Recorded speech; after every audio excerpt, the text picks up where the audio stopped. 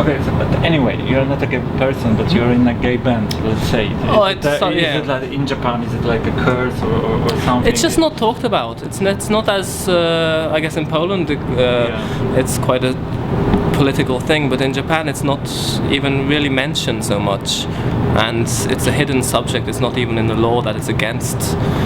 It was never in my knowledge actually, but it's never been a big political subject. And people, there was really nothing to fight about because there was no oppression, and they just did what they did in the corner, and they just didn't come out. It's kind of like the don't ask, don't say. Can you describe your real audience, your crowd during the gigs? Mostly, actually, it's the female 20s to 30s, I guess. Since that as well is a minority in Japan that has been oppressed, and the female, especially in the 20s and 30s, like the educated women have still a lot of sexist.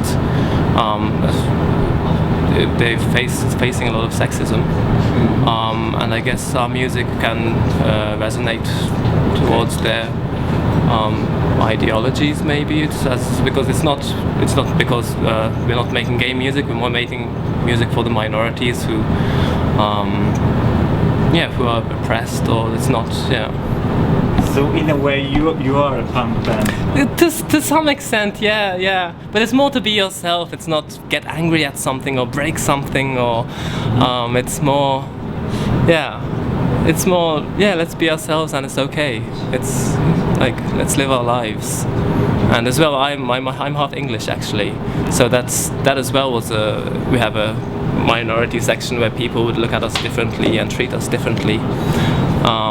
So on my part, that's being within this band, that's quite an important part. And yeah. Okay, and let's talk about the music. Could you describe your genre? Well, I like to call it pop. Like the original sense of popular music that a lot of people can understand. I know it's not the typical J-pop, but it's